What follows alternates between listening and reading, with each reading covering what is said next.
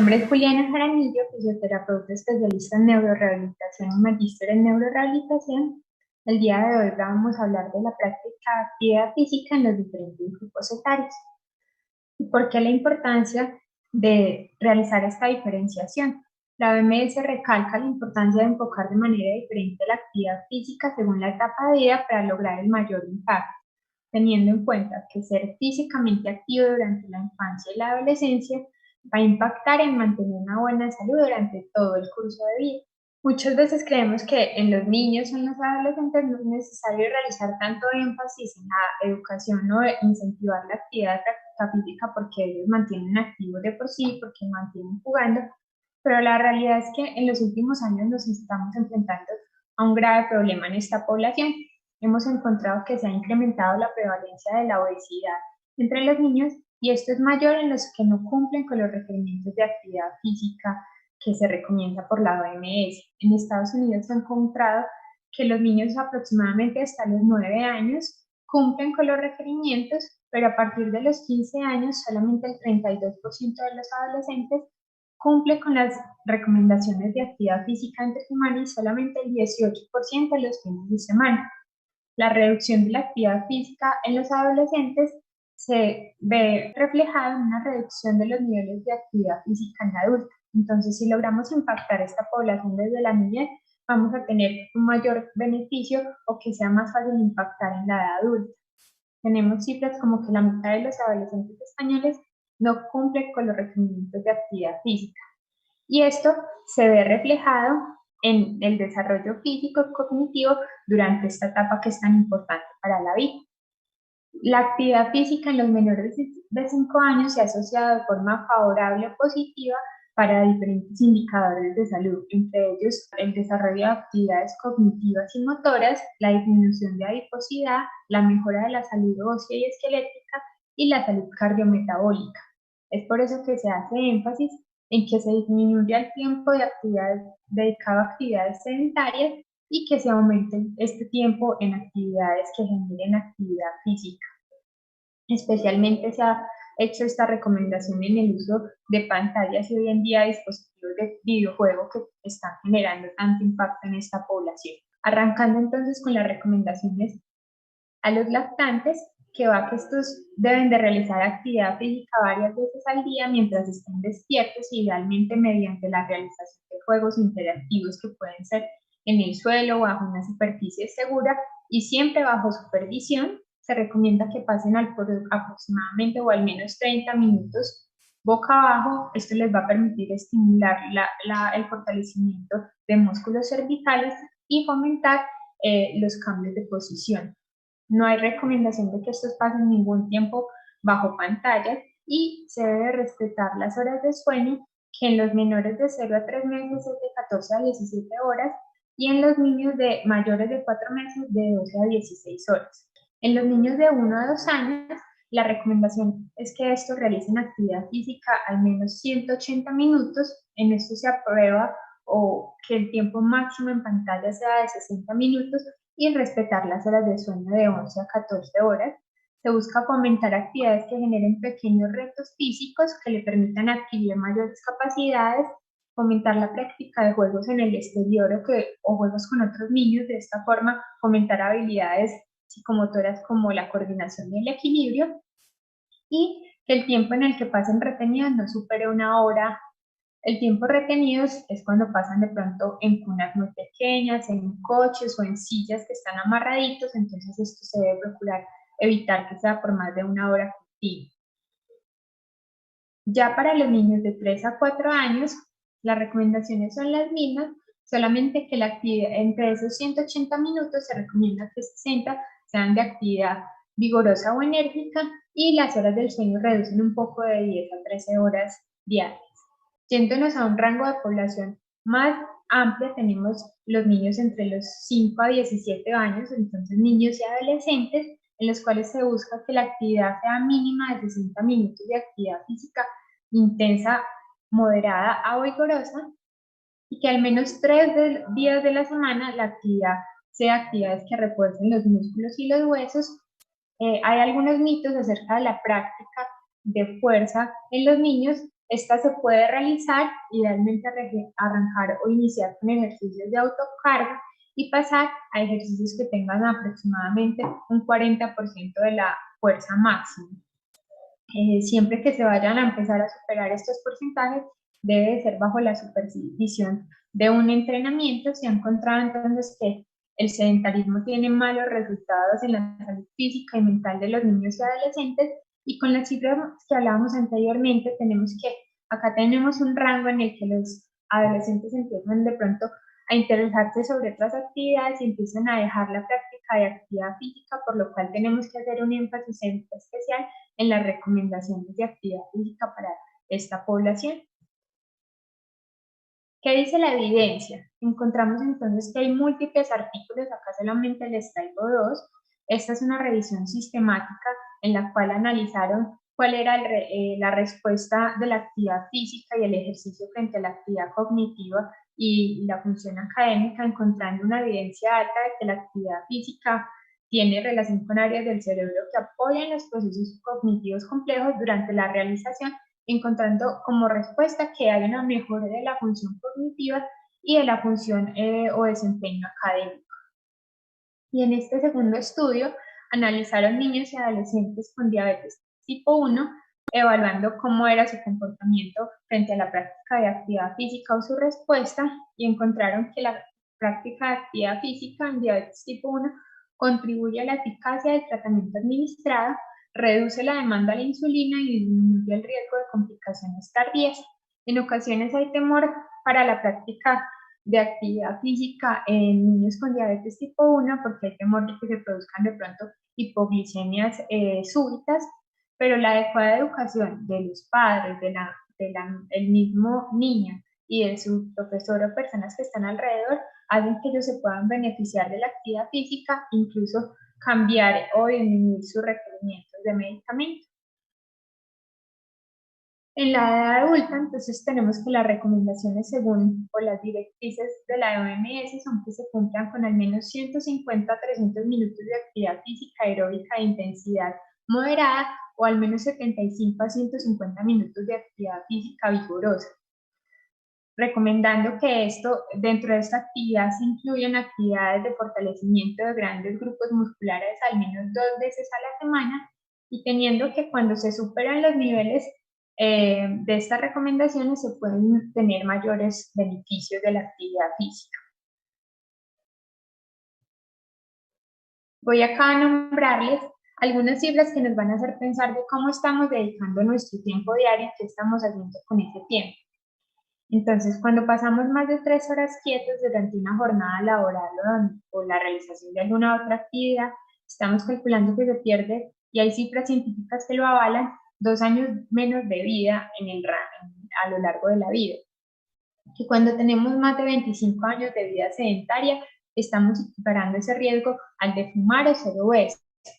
Cuando pasamos más de 2 horas diarias viendo televisión, estamos perdiendo de 1.2 años de vida.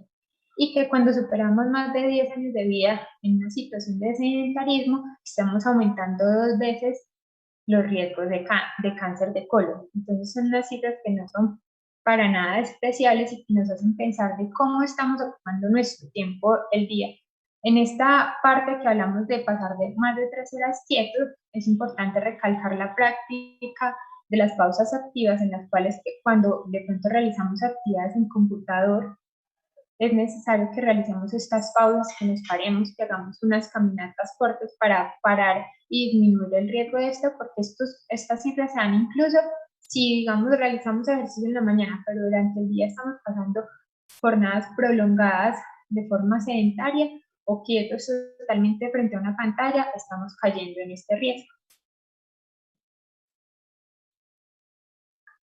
Y los beneficios no solamente se dan para prevenir la aparición de enfermedades crónicas no transmisibles, sino también cuando estos ya están presentes tenemos grandes beneficios. Un ejemplo de ellos son los supervivientes de cáncer, en los cuales mejoran la mortalidad por cualquier causa y disminuye los riesgos de recidiva o segundos tumores primarios. Las personas con hipertensión mejora la mortalidad cardiovascular, disminuye la progresión de enfermedad, mejora la función física y la calidad de vida, y se ha encontrado que en algunos casos disminuyen los requerimientos de medicamentos para control de las cifras tensionales, al igual que en la diabetes tipo 2, que como les hablaba anteriormente, se han realizado estudios en los cuales se han encontrado que después de la práctica de 3 meses de actividad física, cumpliendo las recomendaciones de la OMS, se logra una disminución e incluso retirada de la insulina para la adecuada control de la enfermedad.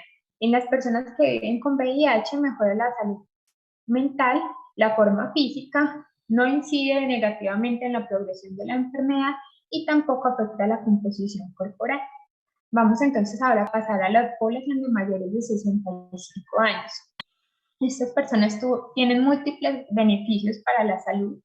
Entre ellos encontramos una disminución de la mortalidad por cualquier causa, disminuye la incidencia de hipertensión, cáncer, diabetes tipo 2, mejora la salud mental, especialmente la ansiedad y la depresión que ha crecido mucho en esta población, mejora la salud cognitiva, disminuyendo los riesgos de algunas demencias o deterioro cognitivo y la salud del sueño.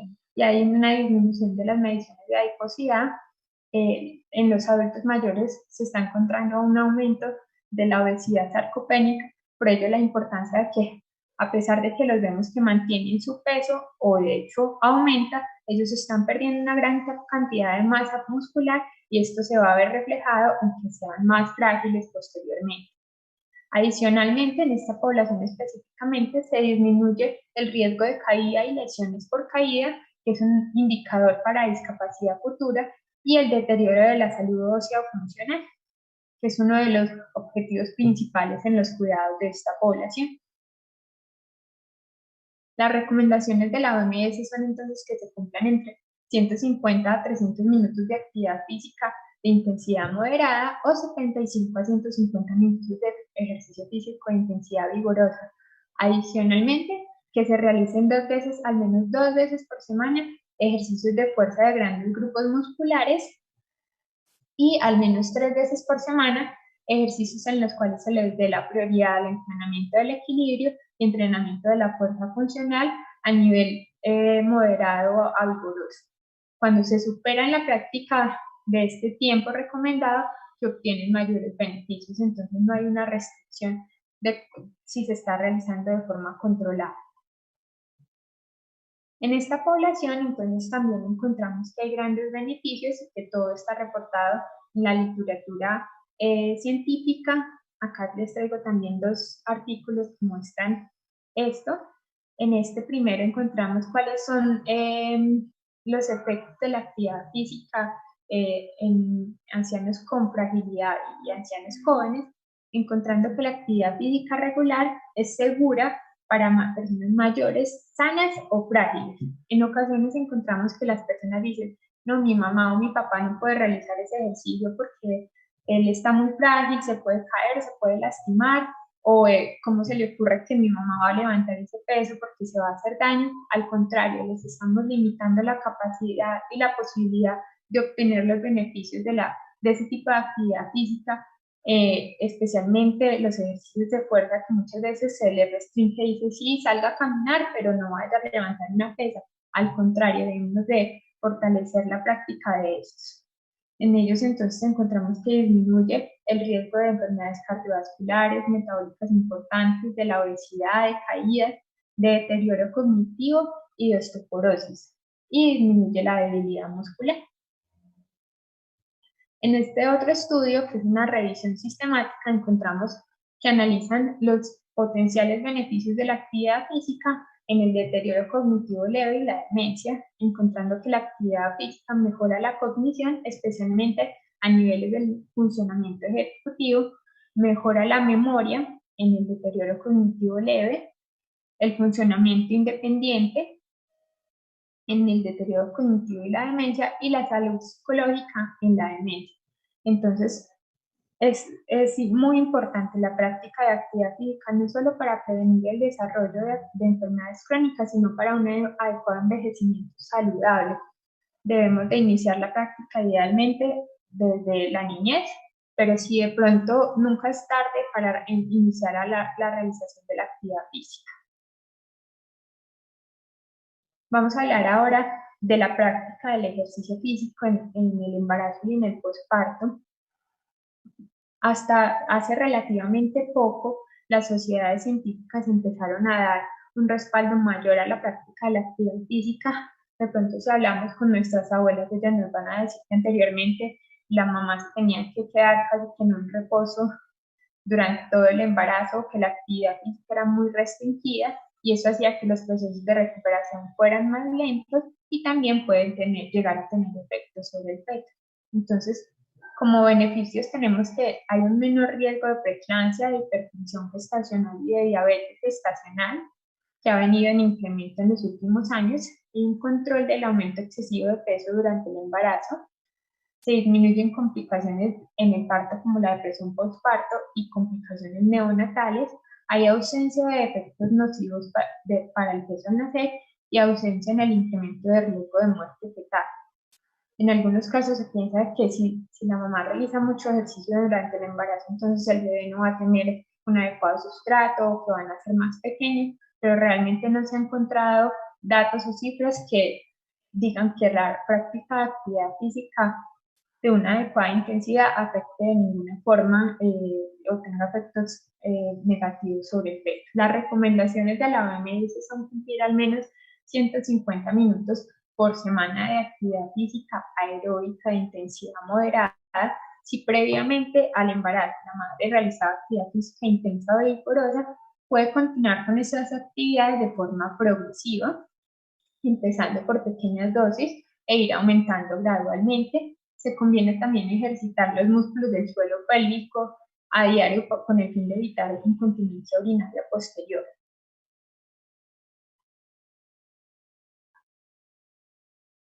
Hay algunas consideraciones específicas en la práctica de actividad física en las mujeres gestantes, y es que se debe evitar realizar la actividad física cuando hay un calor excesivo o cuando la humedad es demasiado alta, que se deben de mantener hidratadas antes, durante y después de la práctica de la actividad física, evitar la participación en deportes de contacto o que generen alto riesgo de lesión, evitar actividades en posición supina, especialmente posterior al primer trimestre del embarazo, evitar el deporte en altura o actividades que comprometan la oxigenación.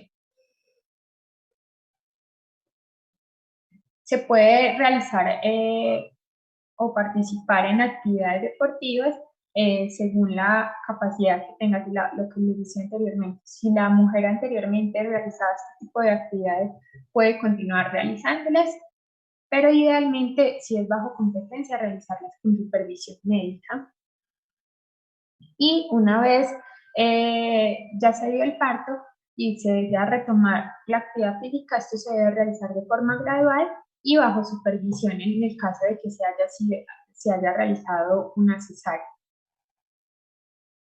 ¿Cuáles son entonces las señales de alarma para detener el ejercicio en los gestantes? La presencia de sangrado vaginal, la presencia de disnea antes o durante el ejercicio, mareo o vértigo durante el ejercicio, dolor de cabeza, la presencia de dolor en el pecho, debilidad muscular, dolor en la región de los gastrocnemios o una hinchazón significativa, parto prematuro, un descenso del movimiento fetal que logremos evidenciar o fugas en el líquido amniótico. Con esto entonces cerramos y les digo que la actividad física trae beneficios para todo tipo de población. No hay ninguna evidencia de que traiga algún aspecto negativo o perjudicial para la salud. Tenemos entonces que a nivel de los grupos etarios en todos los rangos poblacionales está o aplica las recomendaciones de la práctica física. En personas que ya tienen enfermedades crónicas ya instauradas, aplica los beneficios de la actividad física. En personas que tienen algún tipo de discapacidad, tanto en la edad adulta como en la infancia, también se benefician de la actividad física. Entonces no hay ninguna limitación para que empecemos a hacer cambios en nuestra vida y cambios en la vida de los que nos rodean. Muchas gracias.